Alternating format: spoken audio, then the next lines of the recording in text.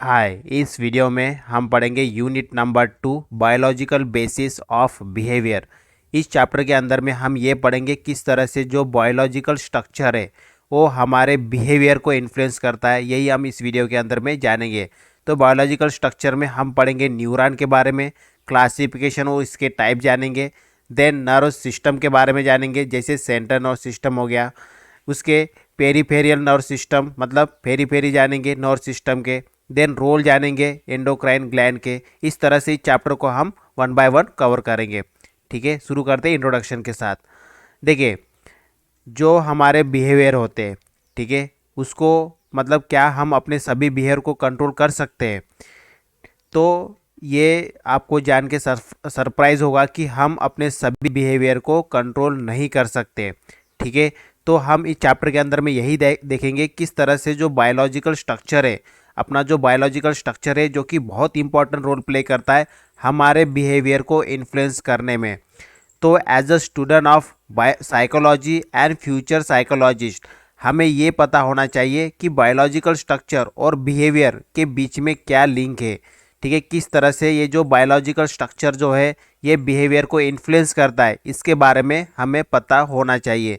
तो इस यूनिट के अंदर में हम बायोलॉजिकल बेसिस किस तरह से बिहेवियर, ठीक है, बिहेवियर जिसके अंदर में हम न्यूरॉन हो गए, सेंट्रल नर्व सिस्टम हो गया और एंडोक्राइन ग्लैंड है, ये सभी ये जो बायोलॉजिकल बेसिस है ये किस तरह से इन्फ्लुएंस करते हैं हमारे बिहेवियर को, यही हम इस चैप्टर के अंदर में कवर करेंगे। अब हम समझेंगे न्यूरॉन के बारे में। देखिए, न्यूरॉन क्या है? सबसे छोटा यूनिट होता है नर्व सिस्टम का। ठीक है, तो नर्व सिस्टम को समझने से पहले हम न्यूरॉन के बारे में समझेंगे। न्यूरॉन के क्या टाइप होते हैं, स्ट्रक्चर किस तरह का होता है न्यूरॉन का, उसके फंक्शन को जानेंगे हम। ठीक है, तो इस तरह से हम न्यूरॉन के बारे में अभी वन बाय वन समझेंगे। सबसे पहले हम समझेंगे स्ट्रक्चर। देखिए, न्यूरॉन ये है क्या? ये न्यूरॉन है। ठीक है, ये क्या है? एक न्यूरॉन है। तो इस न्यूरॉन के अंदर में ये डेंटिट्स है, सेल बॉडी और एक्सॉन। ये क्या होता है? ये देखिए, ये क्या है? ये एक सेल बॉडी है। इसके ये क्या है? ये सभी डेंटिट्स कहलाते हैं। और ये जो यहाँ तक पोर्शन है इसको बोला जाता है एक्सॉन, और ये है एक्सॉन टर्मिनल, ये वाला। ठीक है, तो इस तरह से ये स्ट्रक्चर होता है एक न्यूरॉन का। अब ये जो डेंटिट्स होता है ये क्या है? एक बूसी स्ट्रक्चर होता है इसका, ये डेंटिट्स। और इसका मेन फंक्शन क्या होता है? ये नर्व इम्पल्स को क्या करता है? ट्रांसमिट करता है सेल बॉडी में। जैसे यहाँ से कोई भी इम्पल्स रिसीव करता है, फिर इसको ट्रांसमिट करता है यहाँ पे सेल बॉडी में। उसके बाद सेल बॉडी से मतलब ये सेल बॉडी को सोमा भी कहा जाता है। तो ये सोमा से फिर ये मेन पार्ट में चला जाता है यहाँ से एक्सॉन के थ्रू में। फिर यहाँ पे दूसरा एक न्यूरॉन कनेक्ट होता है, उसके साथ फिर ये शेयर करता है सेम इम्पल्स को। इस तरह से क्या होता है? जो इन्फॉर्मेशन है एक्सॉन के जरिए ये ट्रांसमिट होता है यहाँ से डेंटिट से लेके एक्सॉन टर्मिनल, फिर यहाँ से रिसीव करता है दूसरा न्यूरॉन का डेंटिट्स पार्ट। इस तरह से इन्फॉर्मेशन ट्रांसमिट होता है। अब हम समझेंगे क्लासिफिकेशन, न्यूरॉन का क्लासिफिकेशन, उसका टाइप समझेंगे। सबसे पहले हम समझेंगे classification on the basis of the function. Function के बेस पे हम न्यूरॉन का क्लासीफाई करेंगे। देखिए, सबसे पहला है सेंसरी न्यूरॉन, उसके बाद मोटर न्यूरॉन और association neuron. Sensory neuron responsible होता है जो भी नर्व इम्पल्स आती है, जैसे कि अलग अलग सेंस से जो भी नर्व इम्पल्सेस आती है उसको ब्रेन और स्पाइनल कॉर्ड तक पहुंचाना। मोटर न्यूरॉन क्या करता है? ये रिस्पॉन्सिबल होता है जो भी नर्व इम्पल्सेस आती है इस सेंसरी न्यूरॉन से, उसको ब्रेन और स्पाइनल कॉर्ड से अभी कहाँ पे ले जाना? मसल कॉर्ड में ले जाना, जहाँ से ये आई है उसका रिस्पॉन्स के तौर पे इसको ले जाना, वो मोटर न्यूरॉन का काम होता है। और यहाँ पे मोटर न्यूरॉन में हेल्प करने के लिए ये एसोसिएशन न्यूरॉन होता है, जिसको इंटर न्यूरॉन भी कहा जाता है। ये न्यूरॉन कहाँ पे दिखाई देता है हमें? ब्रेन और स्पाइनल कॉर्ड में, यहाँ पे। ठीक है, ब्रेन और स्पाइनल कॉर्ड में हमें ये मिलता है, जिसका मेन फंक्शन होता है जो न्यूरॉन है, जो इन्फॉर्मेशन सेंसरी इन्फॉर्मेशन जो रिसीव किया है उसको रिस्पॉन्ड के तौर पे डिसाइड करना कि उसका क्या रिस्पॉन्ड देना है इस मोटर न्यूरॉन के जरिए। ठीक है, इस तरह से ये हमने क्लासिफिकेशन देखा। देखिए, अगर सिंपल में समझे तो सेंसरी न्यूरॉन क्या करता है? हमारे पास इन्फॉर्मेशन लेके आता है, मतलब ब्रेन के पास इन्फॉर्मेशन लेता है, स्पाइनल कॉर्ड के पास इन्फॉर्मेशन लेके आता है। फिर ये जो मोटर न्यूरॉन है उसको उस इन्फॉर्मेशन को एज अ रिस्पॉन्स कहाँ पे, जहाँ से ये इम्पल्स आई है वहाँ तक ये पहुँचा देता है। और इसकी मदद कौन करता है, ये एसोसिएशन न्यूरॉन इस मोटर न्यूरॉन की मदद करता है। अब समझेंगे हम स्ट्रक्चर के बेस पे क्लासिफिकेशन इस न्यूरॉन का। तो मेनली तीन टाइप के न्यूरॉन है, यूनिपोलर, बाइपोलर और मल्टीपोलर न्यूरॉन। तो ये है यूनिपोलर न्यूरॉन, दूसरा है बाइपोलर न्यूरॉन और तीसरा है मल्टीपोलर न्यूरॉन। तो यूनिपोलर न्यूरॉन मतलब ये वाला न्यूरॉन, यहाँ पे क्या होता है, जो न्यूरॉन है यहाँ पे वन एक्सॉन होता है। अब एक्सॉन क्या है, ये है एक्सॉन, ठीक है। ये सेपरेट करती है सोमा और ब्रांचेस को। सोमा क्या है, इसको सोमा बोला जाता है, ठीक है। ये जो सेल बॉडी है इसको सोमा बोला जाता है। और ये क्या है, ब्रांचेस है। तो ये जो एक्सॉन है ये क्या करता है, सेपरेट करता है इन दोनों को यूनिपोलर में। तो यहाँ पे क्या होता है, जो भी इन्वायरमेंट से जो भी इम्पल्सेस आती है उसको रिसीव किया जाता है और उसको सेंटर नर्वस सिस्टम तक पास किया जाता है। बाइपोलर न्यूरॉन में क्या होता है, यहाँ पे वन एक्सॉन होता है, ये है वन एक्सॉन, ठीक है।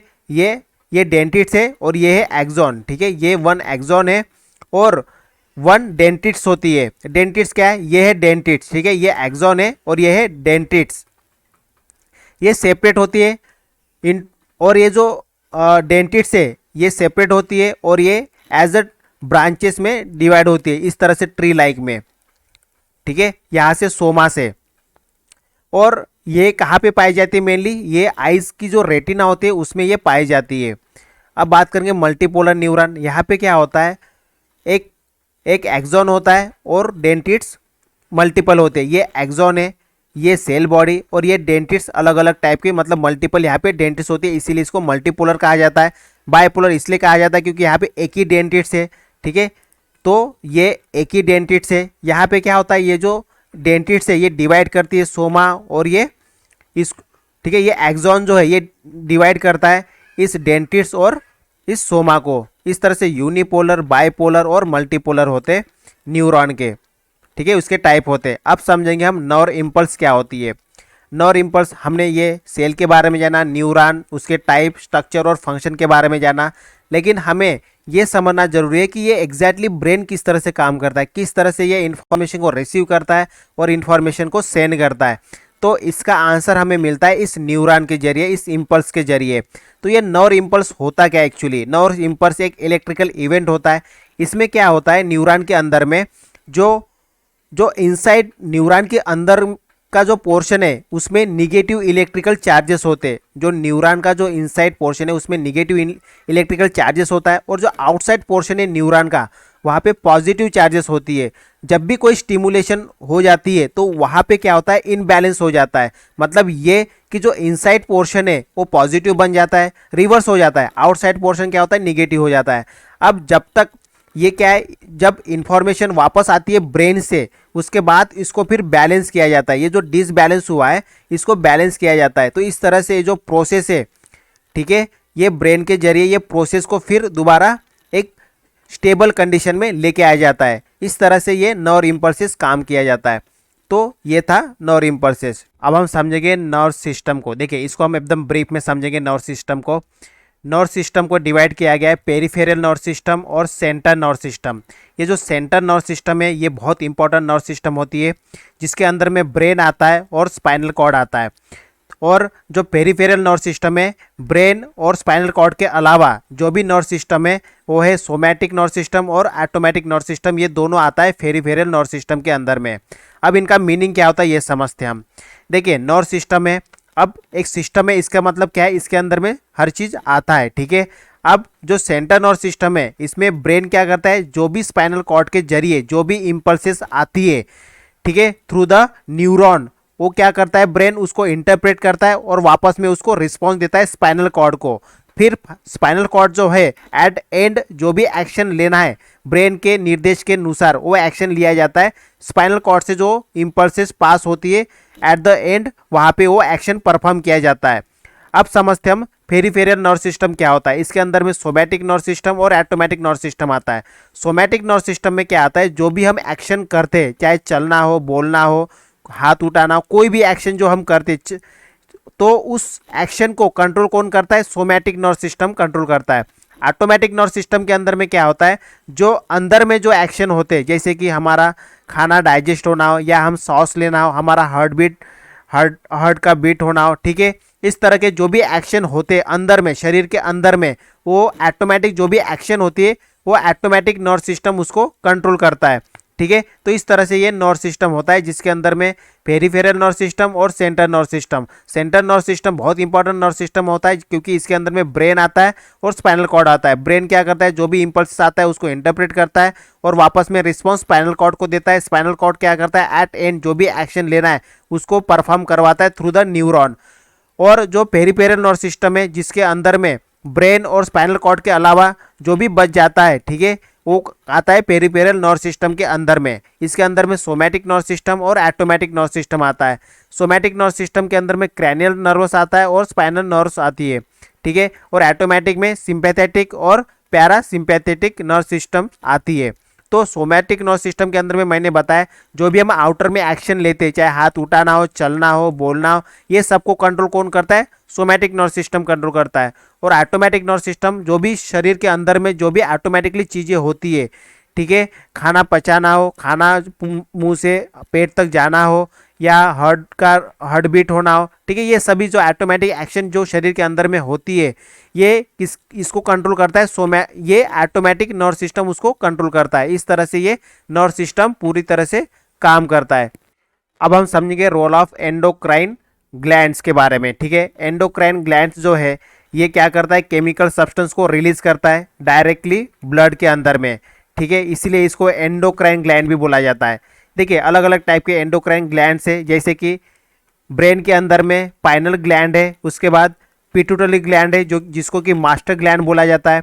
देन यहाँ पे जो अपना गला है, ठीक है, यहाँ पे थायराइड ग्लैंड पाई जाती है। साथ ही साथ इस एरिया के अंदर में पैराथायराइड ग्लैंड पाई जाती है। फिर चेस्ट में थाइमस ग्लैंड पाई जाती है। यहाँ पे किडनी के ऊपर में एंड्रियल ग्लैंड पाई जाती है और यहाँ स्टमक में पैंक्रिया ग्लैंड पाई जाती है। यहाँ पे रिप्रोडक्टिव सिस्टम में फीमेल के केस में ओरिस पाई जाती है, ओरिस ग्लैंड पाई जाती है, और मेल के इस केस में टेस्टर ग्लैंड पाई जाती है। तो इन ग्लैंड के अलग अलग फंक्शंस है और अलग अलग टाइप की ग्लैंड के अलग अलग फंक्शंस है। ओके, तो इस चैप्टर के अंदर में हमने क्या क्या देखा, सबसे पहले न्यूरॉन के बारे में समझा, उसके बाद हमने नर्व इम्पल्स के बारे में समझा, न्यूरॉन के स्ट्रक्चर के बारे में, उसके classification on the basis of the function और स्ट्रक्चर। देन हम किस तरह से नर्व इम्पल्स को ट्रांसमिट किया जाता है थ्रू द सिग्नल, उसमें हम ब्रेन के बारे में समझे, नर्व सिस्टम को हमने एकदम ब्रीफ में समझा, और एट द एंड हमने एंडोक्राइन ग्लैंड जो है इसको भी हमने एकदम ब्रीफ में समझा। Okay, so that's all for this video. Thank you, bye bye.